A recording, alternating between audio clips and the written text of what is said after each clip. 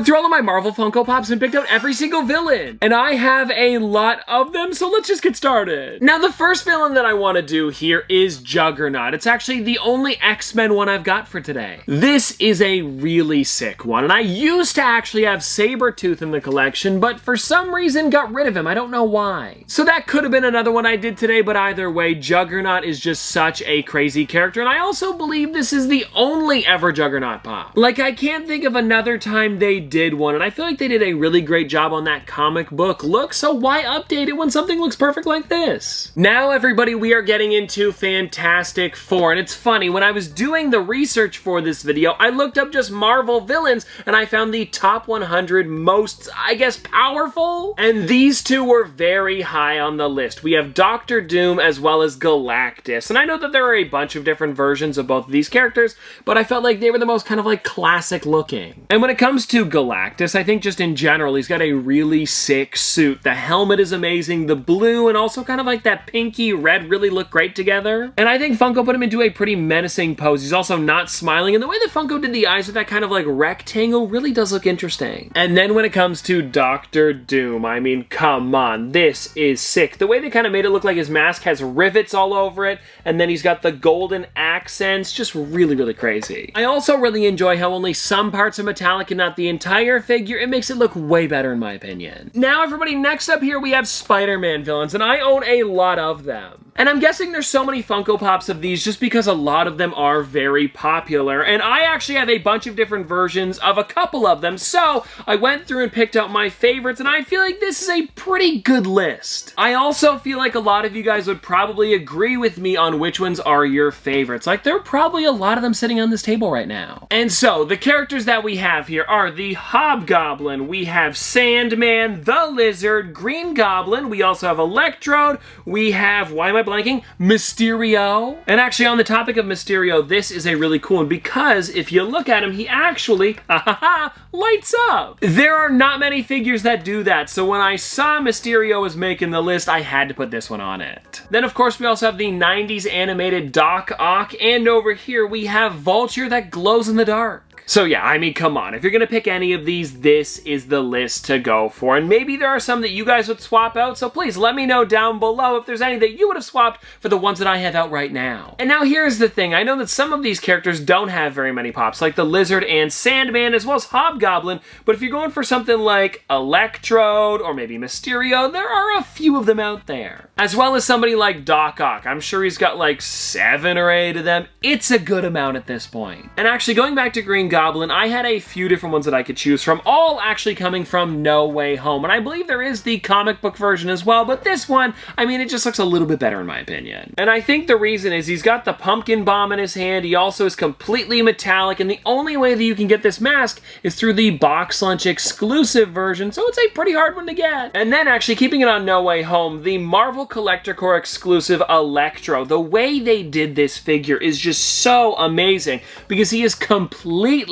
full of electricity, and I'm guessing this is the part where he kind of like latches on to the power lines. That would make the most sense. And now this next one that I've got here is one that I guess could technically go with Spider-Man, but I wanted to separate it a little bit because it's not for the figure that I have. Let me just show you what I'm talking about, because the villain that I've got here is from Venom Let There Be Carnage, and it is Carnage. So like technically in the same universe, just not exactly the same as the other ones that we touched upon. So I wanted to still show this off though, because it is the New York Comic Con exclusive from 2 years ago now. And I just love the detail on this thing with the amount of like, I guess, carnage kind of going around him, and he's completely floating in the air. It's probably one of the most detailed ones that I've got in the collection. And I know that a lot of people did not enjoy this wave of characters, and I do have the comic book version of Carnage where he's a lot like lighter. He's kind of like a red and black instead of this kind of like darker maroon color. But this one here, to me, I don't know, I'm enjoying it a lot more. Now, the last category that we have here is kind of like the Avengers one. You guys will see what I'm talking about, but a lot of the villains fall into those movies. And so the first one that we have here is Bucky from Civil War. Now, this is actually the one where they're all kind of like a build-a-scene, and if you guys want to take a look on the back, there's a bunch of different ones that you can get here, but I felt like the way that they put him here in kind of like this fighting pose was one of my favorites. Also, I don't have very many Buckys in the collection, so it's kind of like one of the only ones that I could choose from for him. But then after that,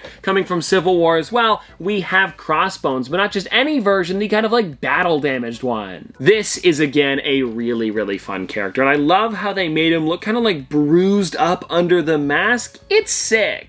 Also, all the cuts and scrapes on the suit, and then if you look kind of closely, you can see some of the paint looks like it's rubbing off, like he's really been beat up here. Then, as we keep going, everybody, do we have any more from, like, Civil War? I don't think so. Okay, so no, we'll do the Avengers ones next, or the Avengers game anyways. We have Taskmaster. Look at that face. Like, just such a crazy one with the way he looks like a skull, and then, of course, he's got the sword in his hand as well as the shield, and, like, yeah, I think out of all of the Taskmasters, this one, without a doubt, is my favorite. So you can't fight me on this. I mean, there's probably another Taskmaster out there, but the one from Black Widow, it's just not doing it for me. This is probably my favorite. Alrighty, so let's slide these over, and we'll do another one here from the Avengers game. We have MODOK, and I mean, this one, compared to the newer version, is just like night and day. It's way better. I think it's also because they just gave it a little bit more detail. The newer one just feels weird, and I know it's a new suit, and I believe it was for, what was it, Ant-Man, the new one? But either way, this one here, I'm just liking it. The hair looks a little bit better.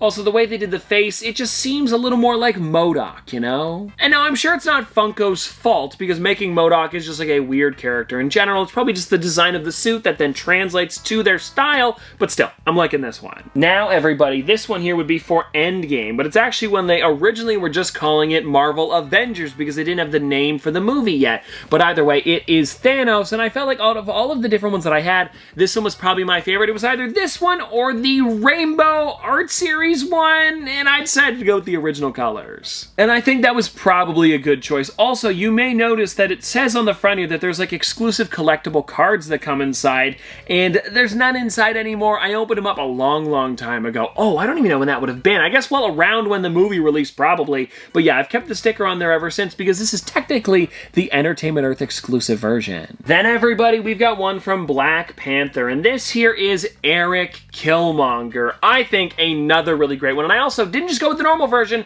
I went with the Chase edition because of the mask he's got on his face. It is just so perfect. I'm actually so glad that I had this one for today's video, because it was the one that I wanted to show off the entire time. I was also able to get the Chase Black Panther where he has his mask on as well, but he's not a villain. I mean, come on, a pretty sick one. And then let's get into the last character that we've got here. And this one was actually for Free Comic Book Day back in 2020, and it came inside of a collector's box. Check this out, though. It is Loki throwing, well, I was gonna say throwing Thor's hammer. It's a bit of a tongue twister. Throwing Thor's hammer. Throwing Thor's hammer. You try to say that 5 times fast. But anyway, an amazing figure. I love the way his hair's blowing in the wind. He's got some metallic accents. The way he's got the hammer is just so villainous to me. It feels way better than like him locked up with the Tesseract, or just like him from the new show. It just feels very menacing. And well, everybody, there we go. That is all of the villains that I have for today. And let me know if there's any that you would have liked to have seen in this video. But here's the thing. I picked out as many as I could possibly find in my collection, so if it wasn't here today, I just probably don't own it. But if you guys do, I would love to hear from you, because some that I would have loved to have put in this video was like Kingpin.